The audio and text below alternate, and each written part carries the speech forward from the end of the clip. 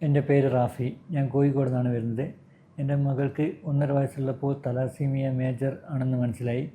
Kozhikode medical കോളേജിൽ നിന്നാണ് blood transfusion ചെയ്യൽ. അപ്പോൾ ഒരു 3 വർഷക്കാലം ബ്ലഡ് ട്രാൻസ്ഫ്യൂഷൻ ചെയ്തു. അതിനുശേഷം നാരായണ ഹോസ്പിറ്റലിൻ്റെ ഭാഗമായിട്ട് സുനിൽ സാറ് കോഴിക്കോട് ക്യാമ്പ് വെച്ചിരുന്നു. അതിൽ ഞങ്ങളുടെ HLA ടെസ്റ്റ് ചെയ്തു. അപ്പോൾ ഞാനും വൈഫും ഹാഫ് മാച്ചാണ് കിട്ടിയ റിസൾട്ട്.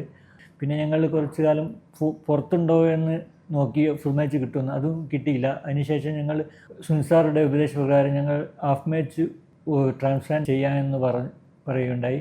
അതിനുശേഷം ഞങ്ങൾ നാരായണ ഹോസ്പിറ്റലുമായിട്ട് ബന്ധപ്പെടുകയും അവിടെ ട്രാൻസ്പ്ലാന്റ് സക്സസ്സായി പൂർത്തീകരിക്കാൻ കഴിയുകയും ചെയ്തു. ഇപ്പോൾ ചെയ്ത് കഴിഞ്ഞിട്ട് 6 മാസമായി. മകൾ ഓക്കെയാണ്, ബെറ്ററാണ്, പ്രശ്നവുമില്ല. ഇപ്പോൾ ബ്ലഡ് ട്രാൻസ്ഫ്യൂഷൻ്റെ ആവശ്യമില്ല, എല്ലാം ഓക്കെയാണ്.